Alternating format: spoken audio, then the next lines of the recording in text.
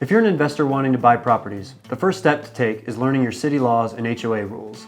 A lot of major cities already have laws surrounding Airbnb, but outside the major metro areas, most cities lack specific regulations. Still, it's reasonable to assume these laws are coming. Since you're paying attention to this video, you must have an idea of how popular short-term rentals are. Soon, the neighborhood associations and your local government will be just as familiar with the phenomenon. Because of this, it's worth calling your city planner and asking if they have specific short-term rental laws. Now, this can be easier said than done, so let's talk about a few ways to go about that. Ask the right questions. When you call the city to ask if there are rules or regulations, include the words short-term rentals, Airbnb, and VRBO in your initial question. The reason for this is that you want to cover all your bases. Just something like, does the city have rules on short-term rentals, such as Airbnb or VRBO, should do the job. If there are rules in place, ask to be emailed the documentation. If they say there aren't any rules, don't stop asking questions. You'll want to know the future regulatory environment, as well as anything that may not sound like a short-term rental rule, but actually is.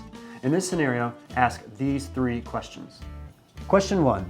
Is the City Council discussing potential laws for short-term rentals, or has the Planning Department started any kind of review?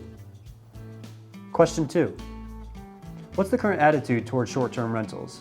Does it seem like it might shift one way or the other? Are there nearby cities in which existing laws are being reviewed?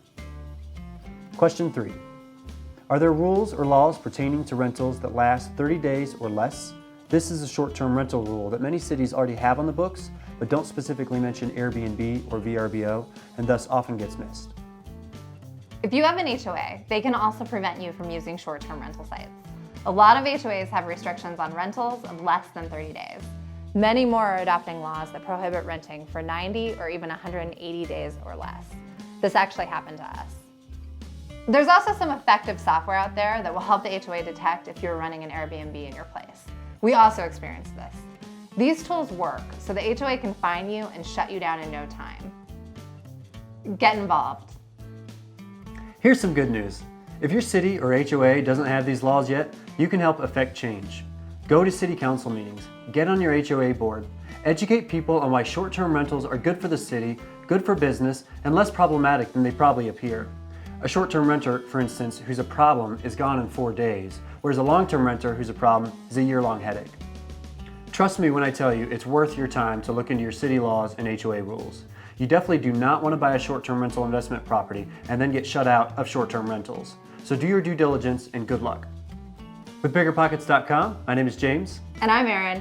Thank you for watching, and if you enjoyed this video, please give us a thumbs up and leave a comment. For more information on short-term rentals or to connect with us, click the links in the description of this video.